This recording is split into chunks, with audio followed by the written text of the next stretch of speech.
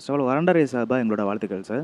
இப்போ நடந்து முடிஞ்ச குரூப் 3 எக்ஸாம் கோஆப்பரேட்டிவ் சொசைட்டியில் நீங்கள் ஜூனியர் இன்ஸ்பெக்டராக செலக்ட் பண்ணியிருக்கீங்க ஓகேங்களா? அதை பற்றின டீல்ஸ் சொல்லுங்கள் சார்.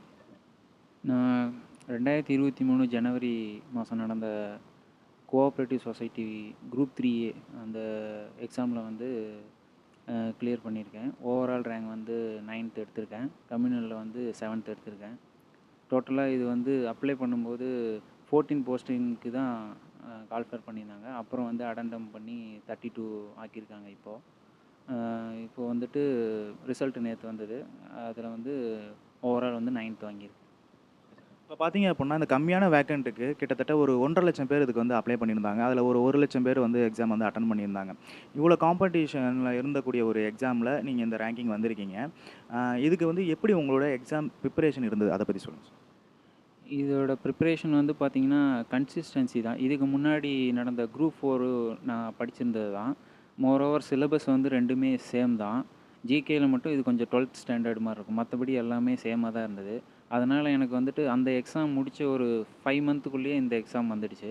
அதனால் வந்து எனக்கு வந்துட்டு அந்த கன்சிஸ்டன்சியாக நான் தொடர்ந்து இப்போ டச்லேயே வச்சுக்கிட்டு இருந்தனால எனக்கு வந்து இந்த எக்ஸாம் வந்து ஈஸியாக அமைஞ்சது.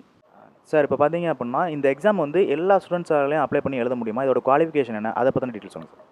இந்த எக்ஸாம் வந்து எல்லாராலையும் எழுத முடியும். குரூப் 4 எழுதக்கூடிய குவாலிஃபிகேஷன் இருக்கிற எல்லாருமே இந்த எக்ஸாமும் எழுதலாம். அதே சிலபஸ் தான் சொல்லப்போனால். அதனால் வந்துட்டு எல்லாருமே அப்ளை பண்ணி இதை வந்து எழுத முடியும். கொஞ்சம் வேக்கண்ட் தான் இருக்குன்ட்டு யாரும் வந்துட்டு அந்த மாதிரி தயங்கி நம்மளுக்கு கிடைக்காது அப்படின்ற மாதிரி யாரும் எண்ணி அப்ளை பண்ணாமல் இருக்கக்கூடாது. ஏன்னா சிலபஸ் வந்து சேமாக இருக்குது. நம்ம படித்தது தான் மறுபடியும் வந்துட்டு இன்னொரு டெஸ்ட்டை எழுத மாதிரி, இன்னொரு எக்ஸாமுக்கு நம்ம அப்ளை பண்ணுற மாதிரி. அதனால் வந்து தயக்கம் இல்லாமல் எழுதுனா நம்மளுக்கு தேவையானது ஒரு போஸ்ட்டு தான். அது வந்து 10 வேக்கண்டாக இருந்தாலும் சரி, 30 வேக்கண்டாக இருந்தாலும் சரி, 100 வேக்கண்டாக இருந்தாலும் சரி, 1000 வேக்கண்டாக இருந்தாலும் சரி, நம்மளுக்கு கிடைக்கும்னு நம்ம நம்பிக்கையோடு வந்து படித்தோம்னா நம்மளுக்கு கண்டிப்பாக வந்துட்டு அது கிடைக்கும். Okay sir. இப்போ இந்த எக்ஸாமுக்கு கேட்கக்கூடிய சிலபஸ், எக்ஸாம் பேட்டர்ன் எப்படி இருந்தது, அதுக்கு வந்துடக்கூடிய சப்ஜெக்ட்ஸ்லாம் என்னென்னலாம் கேட்டிருந்தாங்க, அதில் வெயிட்டேஜ் எது அதிகமாக இருந்தது, அதை பற்றி சொல்லுங்கள்.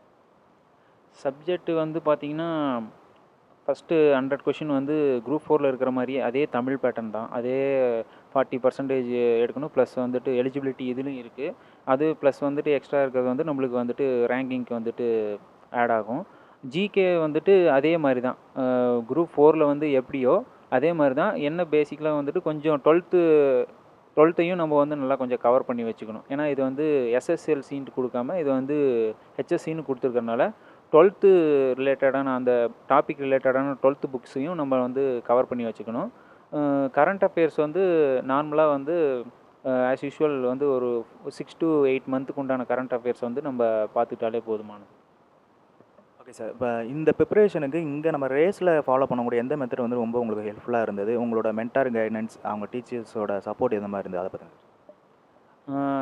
இப்போ இங்கே வந்து ரேஸை பொறுத்த வரைக்கும் டெஸ்ட்டு வந்துட்டு தொடர்ச்சியாக வந்துட்டு எக்ஸ்ட்ரீம் சர்க்கிள், சூப்பர் பேட்ச்சு, அப்புறம் மார்க் டெஸ்ட்டு அப்படின்ட்டு தொடர்ச்சியாக வச்சுருந்தாங்க குரூப் 4 டைம்லேயே. அதை நான் நல்லா யூஸ் பண்ணிக்கிட்டேன். அதை யூஸ் பண்ணிட்டனால குரூப் 4லேயும் என்னால் சக்ஸஸ் பண்ண முடிஞ்சது. அது அதை கன்சிஸ்டன்சியாக நான் வந்துட்டு அந்த ரிவிஷன் பண்ணிகிட்டே இருந்தனால குரூப் 3லேயும் வந்துட்டு அந்த ஈஸியாக வந்துட்டு என்னால் வந்துட்டு அந்த எக்ஸாம் அட்டன் பண்ண முடிஞ்சது. இப்போ உங்களை மாதிரி ட்ரை பண்ணிக்கக்கூடிய ஸ்டூடெண்ட்ஸ் என்ன நினைப்பாங்க அப்படின்னு பார்த்தீங்க அப்படின்னா, கம்மியான வேக்கண்ட் தான் இருக்குது, இதுக்கு வந்து அப்ளை பண்ணணுமா, இதில் தான் நமக்கு வேலை கிடைக்குமா, இல்லை ஒரு சில பேர் என்ன சொல்லுவாங்கன்னா, இந்த வேக்கண்ட்லாம் வந்து பணம் கொடுத்து போயிட்டாங்க இப்படிலாம் வந்து சொல்லுவாங்க. ஓகேங்களா? பட் நீங்கள் அதில் அப்ளை பண்ணி அதில் கிளியர் பண்ணி ஸ்டேட் ரேங்க்கும் நீங்கள் வாங்கியிருக்கீங்க. ஓகேங்களா? இப்போ இது மாதிரி இருக்கக்கூடிய ஆஸ்பிரண்ட்ஸுக்கு நீங்கள் என்ன சொல்ல வரணும்னு நினைக்கிறீங்களா, அதை பற்றி நான் சொல்லிட்டு சொல்லுங்கள். இப்போது இது வந்துட்டு நான் அப்ளை பண்ணும்போது 14 வேக்கண்ட் தான் இருந்தது.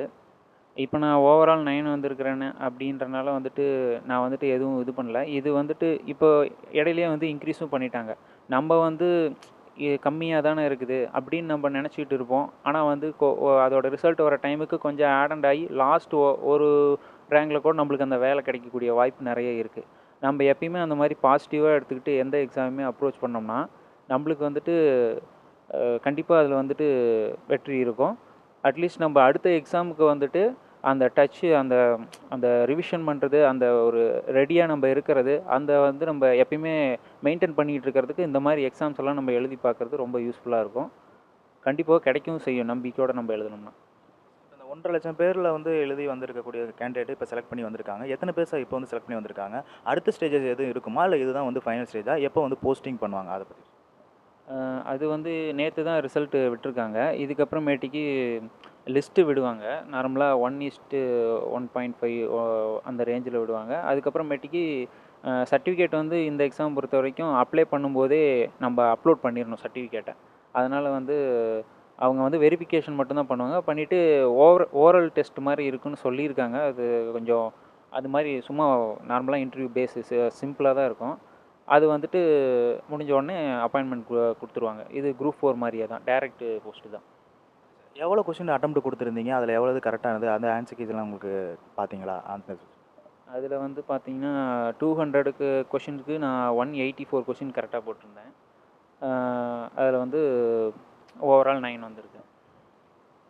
இந்த டைமில் இந்த சக்ஸஸை வந்து யாராக டெடிட் பண்ணணும், இல்லை யாருக்காவது தேங்க்ஃபுல் பண்ணணும் அப்படிங்கிறத நீங்கள் சொல்லலாம் சார்.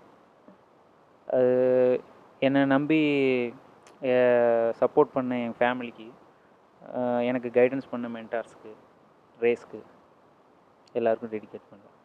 Thanks sir. வராண்டா ரேஸ் சார்பாக எங்களோட வாழ்த்துக்கள் சார். தேங்க்யூ.